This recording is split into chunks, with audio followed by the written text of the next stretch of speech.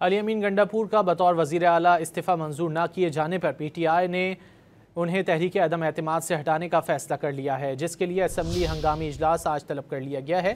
तहरीक इंसाफ की जानिब से असम्बली के इजलास का फैसला पार्टी क़यादत की रात गए बैठक में किया गया। खैबर पख्तूनख्वा असम्बली का इजलास आज दोपहर 3 बजे होगा। इजलास में अली अमीन गंडापुर के खिलाफ अदम एतमाद तहरीक पेश की जाएगी। गवर्नर फैसल करीम कुंडी की जानिब से अली अमीन गंडापुर का इस्तीफ़ा मंजूर न करने के बायस इजलास बुलाया जा रहा है।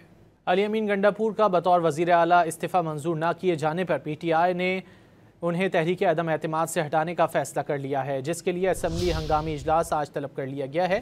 तहरीक इंसाफ की जानिब से असम्बली के इजलास का फैसला पार्टी क़यादत की रात गए बैठक में किया गया।